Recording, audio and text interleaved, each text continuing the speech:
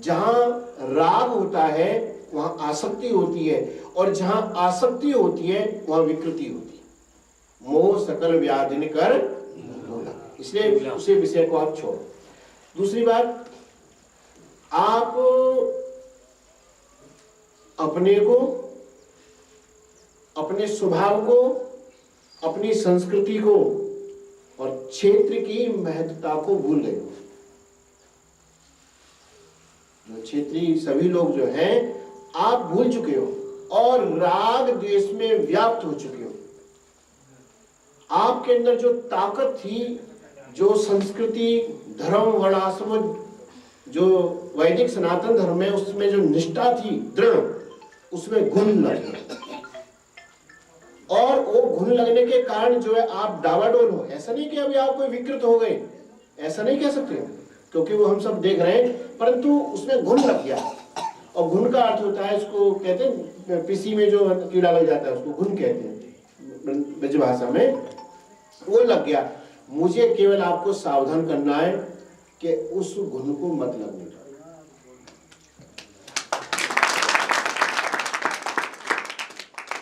आपको अपनी महत्वता मालूम नहीं है। आप ये जानकर आश्चर्यचकित होंगे कि मैं आपके द्वारा ही जा रहा। यदि मैं ब्राह्मण कुल में जन्म हुआ और ब्राह्मण, शुद्ध ब्राह्मण कुल में जन्म हुआ और वैदिक निष्ठा में मेरी दृढ़ निष्ठा थी और मैं कॉलेज भी पढ़ा, उसके बाद में मैं सीधा वेदांत दर्शन का अध्ययन किया, लेकिन मेरे अंदर जो परंपरागत, जिसे अपन आज की भाषा में बोलते हैं जमीनी स्तर से, अगर जमीनी स्तर से मेरे अंदर जो धर्म के प्रति निष्ठा बनी, सनातन धर्म की परंपराओं के प्रति जो दृढ़ निष्ठा बनी, इस क्षेत्र में आने के बाद ही बनी। क्यों बनी? मैं उसका कारण बताता हूं। देखो, आप दुकान लगा के बैठ जाओ, जूते की, चप्पल की, कपड़े की और समोसा की, तो जिसकी ज्यादा दुकान पर खरीदने वाले होंगे तो किसकी दुकान को ज्यादा सामान बढ़ाएगा? 4 प्रकार की दुकान है, जिसका सामान ज्यादा बिकेगा तो वही तो सामान बढ़ाएगा। जिसकी दुकान ज्यादा चलेगी तो तभी तो उसके अंदर दृढ़ता आएगी। तो मैं जब इस क्षेत्र में 20-25 साल पहले आया था, तो ये मैं उस चीज में मेरी निष्ठा तो थी, मैं ऐसा नहीं कहता नहीं थी, परंतु दृढ़ता इतनी नहीं थी पत्थर की तरह। और जब मैंने इसे देखा इस क्षेत्र में उसके ग्राहक हैं, उस विषय के ग्राहक हैं, तो मैं माने परिक्रमा में जब आया था तो यदि परिक्रमा में मैंने यहाँ चातुर्मास भी नहीं किया, फिर भी मैं 2 महीना 2.5 महीना रहा था। और संध्या वंदन आदि जो नैतिक कर्म है ये सब लोगों को मैंने सिखाए। और उसमें जो ऐसा नहीं थे पहले, नहीं लोग जानते ये तो बिल्कुल गलत था, ऐसा नहीं, पहले से ही जानते थे। और उसका कारण ये था तो बगलवाड़ा की पाठशाला, वहां से हमारे जो गुरु पुरोहित थे वो अध्ययन करते थे और उनकी वजह से हमारे घरों में वो संस्कृति बची रही। एक बात। दूसरी बात कि हमने उनको दान दिया बगलवाड़ा पाठशाला में, तो हमारे अन्न से माने अन्न खाकर जो ब्राह्मणों ने वहां पर अध्ययन किया वो हमको पुण्य मिला। और आज हम विकृत अवस्था को जा रहे हैं, भ्रमित हो रहे हैं केवल धन संपत्ति में, केवल नाम प्रचार करने के लिए, केवल अपना नाम छपाने के लिए। ये विषय है ना, ये जाग जाओ, जिन्हें जागना है वो जाग जाओ। हमारा ये कर्तव्य है, क्योंकि हम इस क्षेत्र में रह रहे हैं, इस क्षेत्र का अन्न पा रहे हैं, इस क्षेत्र के वस्त्र पहन रहे हैं, तो हमारा कर्तव्य है कि आप सुधरो, समझो, मन को विकृत मत आने दो, विकृति मत आने दो। अन्यथा ये गौड़वाना तो पहले से ही था,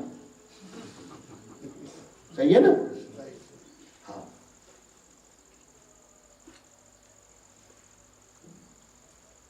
मैं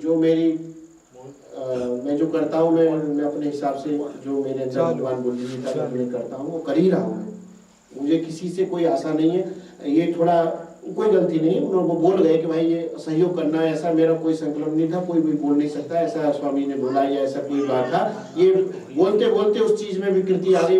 हमारे जो दिमाड़ा वाले जजमान है वो उनका भाव में आ गए, तो उनको भी मालूम है कि वो कभी किसी से मांगते नहीं, ना कोई ऐसा कोई सभा करते, पर उनको अंदर आत्मा से वो अपनापन से वो बोल गए। तो उनसे एक दो बार, ऐसा कोई आपसे कोई मतलब नहीं है, ऐसा मुझे जो करना है मैं करने ही वाला हूँ, और इसमें मेरा कोई अहंकार नहीं है कि मैं भगवान के लिए करता हूँ और मुझे भगवान ताकत दे रहा है उसकी। भाई मैं तो रास्ता भी नहीं चल सकता, आप विचार तो करो। तो ये तो भगवान जिसे बंदर भालुओं से युद्ध करा लिया राक्षस स्वयं का ब्रेकफास्ट होता है बंदर राक्षसों का, ब्रेकफास्ट समझ गए ना, नाश्ता होता है बंदर भालू राक्षसों के, उनसे लड़ने लगे। विचार करो, आप ऐसे समझो चूहा बिल्ली से लड़ रहा है, क्योंकि राक्षस जाति जो होती है वो देवकोटि में आती है। 8 प्रकार के जो देव होते हैं तो देवकोटि में आती है। राक्षस शरीर को बदल सकते हैं, परिवर्तित कर सकते हैं, गायब हो सकते हैं, कहीं भी प्रकट हो सकते हैं, ये राक्षसों के अंदर सामर्थ्य होती है। और एक बंदर मानव में या बंदर में ऐसी सामर्थ्य नहीं होती, वो जान पशु के अंतर्गत आता है, वो बहुत निम्न स्तर में आता है, मनुष्य भी नीचे आता है। लेकिन उन बंदरों के अंदर भी भगवान ने ऐसी ताकत प्रदान करी कि वो रावण के क्या कहते हैं विचार कर, सही है। तो ऐसा कोई मेरे अंदर अहंकार नहीं है, मैं मुंह से बोल रहा हूँ, ऐसी बात नहीं, जो मैं खुद समझ रहा हूँ। सामर्थ भगवान की है, नर्मदा मैया की है, और सभी लोगों की पुण्य है, हम लोगों की उसके पुण्य स्वरूप माने ये जो क्रिया हो रही है। तो आप जो है मेरी इच्छा ये है कि मुझे कुछ जो भी ये चाहते हैं कि हमारे क्षेत्र की संस्कृति है, हमारा धर्म है, वो आगे बढ़े। तो उसके लिए मेरी योजना यह है कि मुझे संगठन बनाना है। उसे गुरुकुल से कोई मतलब नहीं है, आप ऐसा सोच दान चंदा वंदा लेना, ये तो आदमी अगर सोच भी रहा है तो उससे विकृत मनुष्य कोई भी नहीं है मेरे हिसाब से। अगर मेरे प्रति व्यक्ति ऐसा कोई सोचता है तो उससे मुझे ऐसा लगता है कि वो उससे ज्यादा निकृष्ट कोई प्राणी नहीं है इस विषय में, धर्म के विषय में, कि इस प्रकार से करना। तो मेरी योजना यह है कि मुझे संगठन बनाना है, और जिससे संगठन कैसे बनाना है वो मेरा अपना पर्सनल, मैं उसको नहीं सार्वजनिक बोलूंगा। उसके लिए जो मुझे तैयार है कि हाँ स्वामी जी हम इसमें स्वयं माने सहयोग करेंगे और अपने क्षेत्र में इसका प्रचार प्रसार करेंगे, तो पहला उसे नाम लिखाना पड़ेगा। कोई समी माने अध्यक्ष कोषाध्यक्ष कुछ नहीं बनाएंगे, पहले उन लोगों को हम प्रशिक्षण देंगे, उन्हें हम ये सिखाएंगे जो 4 सूत्र जो अभी आप सुबह से सुन रहे 2 बजे से सुन रहे हो जो है, उनको हम धारण कराएंगे। तो उसमें आपको थोड़ा पढ़ाना पड़ेगा, सिखाना पड़ेगा, आपको सिखाकर तब हम उसका जो अध्यक्ष है कोषाध्यक्ष ये बना देंगे, सेंटर इस पर हम बनाएंगे, फिर आपको खुला छोड़, उसमें हमारा कोई उसमें हस्तक्षेप नहीं रहेगा। अपने हिसाब से आप जो वो तो कर लेना प्रचार, लेकिन ये करना ही पड़ेगा।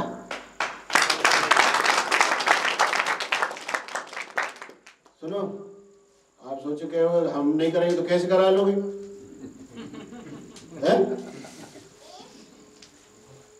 वो था ना, आपने कथा सुनी होगी महाभारत में, जब दुर्योधन के मन में आया कि भाई पांडव वन में है, द्वैत वन में, और द्वैत वन में है, और वो जो है बढ़िया कष्ट उठा रहे, थोड़ा राजशाही ठाट से वहां जाए और उनको जाकर अपमानित करें, हम तो राजा बने बन रहे, तो भिखमंगा घूम रहे हो।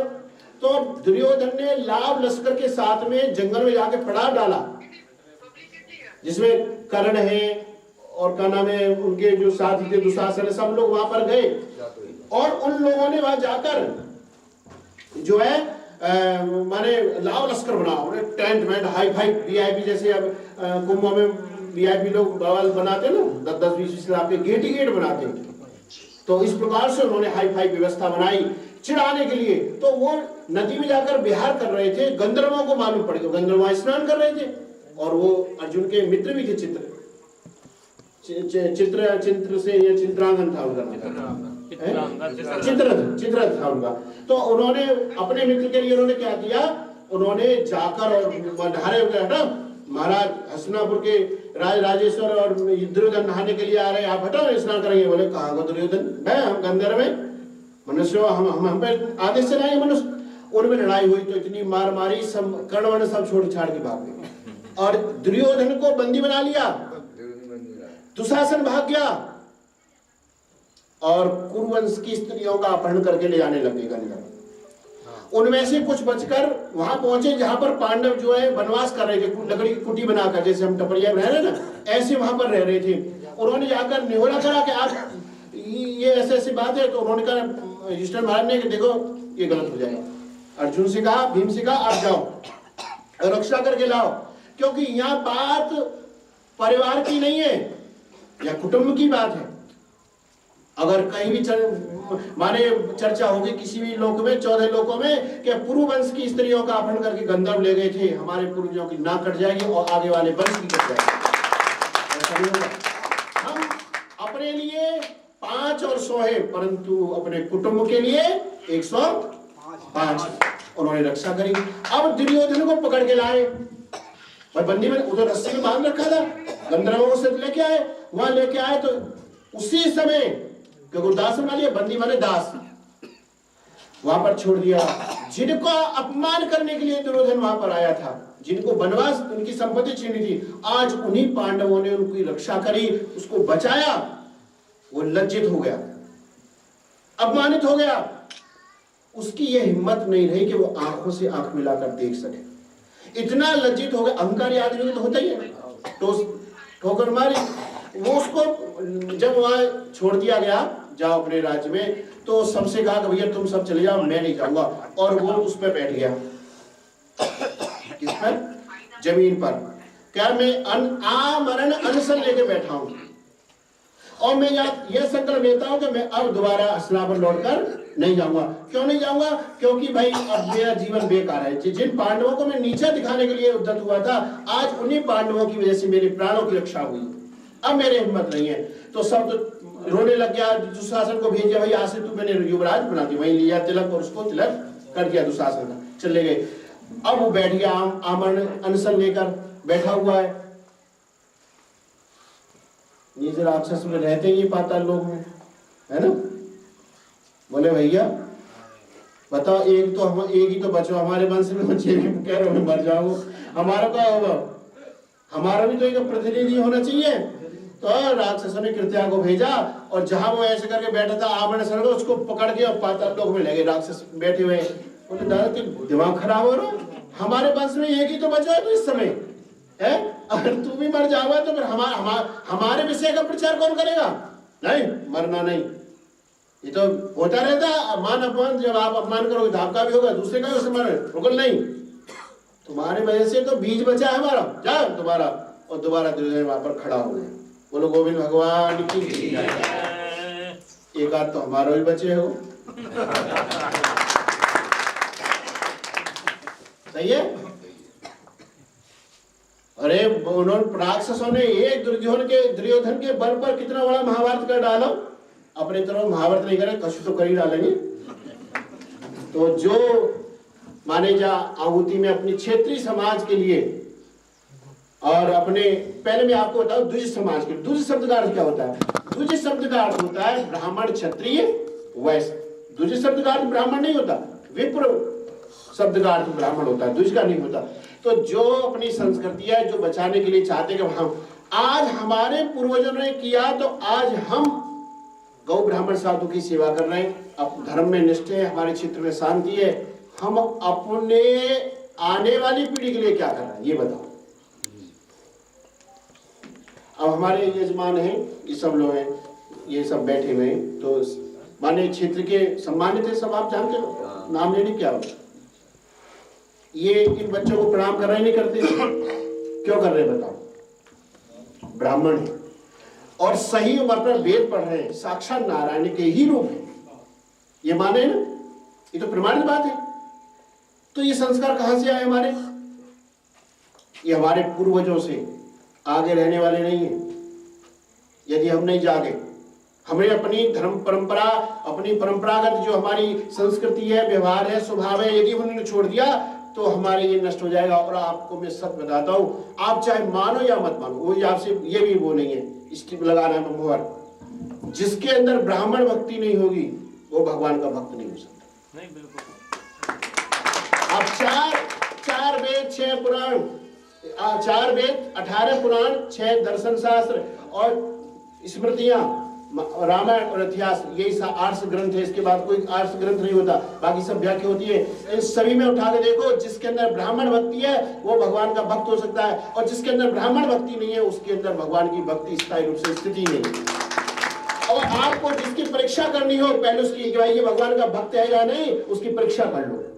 अगर आपको दिखाई देता है कि ये भगवान का भक्त, साधु क्या ना हो, कपड़ा पहनने से क्या होता, मंत्र बोलने से क्या होगा,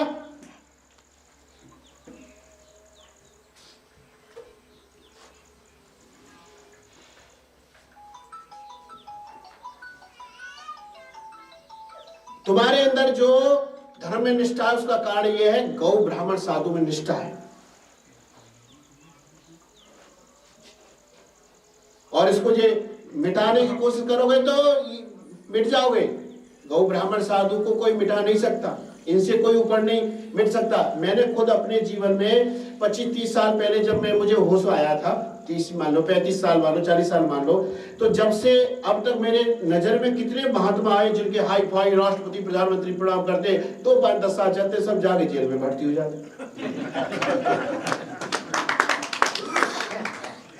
तो मैं तो जब समझता नहीं था, बाद में मुझे मालूम पड़ा इसलिए हो जाते हैं कि वो गौ ब्राह्मण साधु गौ गीता गायत्री से अपने को श्रेष्ठ मानते, ब्राह्मणों से, ब्राह्मण स्त्रियों से पैर धुलवाते। गुरुजी हैं, अरे गुरुजी, हेलो।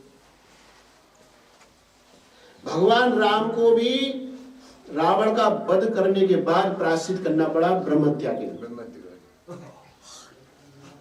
इसीलिए बीज है ब्राह्मण भक्ति। तो ये ब्राह्मण भक्ति आपकी नष्ट हो जाएगी यदि आपकी संस्कार और संस्कृति नष्ट होगी। बोलो गोविंद भगवान की जय। तो जिसको इच्छा हो मुझे अपना नाम लिखा है, मैं उसे सिखाऊंगा, संध्या सिखाऊंगा, स्वाध्याय सिखाऊंगा, जो क्रिया है 4 वो सब क्रिया में उसे सिखाऊंगा। सिखाने के बाद जितनी संख्या होगी कोई परेशानी नहीं है। बीज तो शुरू एक ही होता है, विराट तो बाद में बनता है। कोई मेरे मन में मगज में कोई बात नहीं। जब मैं अकेला 50 को इकट्ठा कर सकता हूँ तो 50, आप विचार करो, मैंने अकेले 50 इकट्ठे करे ना, और 5 हो गए तो कितने इकट्ठा करेंगे, 500, और 500 हो गए तो कितने इकट्ठा करेंगे, 5000।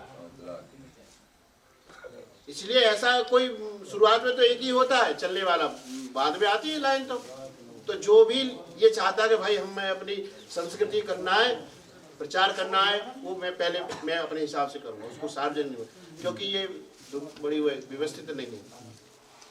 मेरे से नाम लिखा, जिसको भी नाम, अभी नहीं, जब इच्छा हो तब लिखा।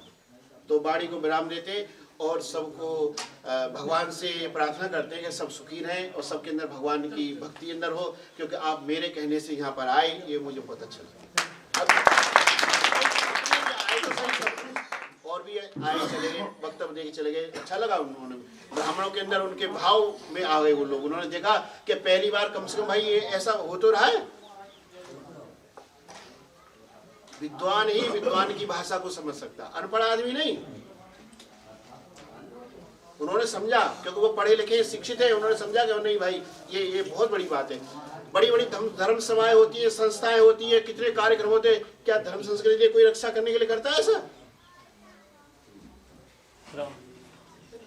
तो सबको स्वागत है सबका, और अंदर हृदय से भगवान से प्रार्थना कि सब सुखी रहें और धर्म में निष्ठावान बने, भगवान की भक्ति हो, और नर्मदा मैया हमेशा कृपा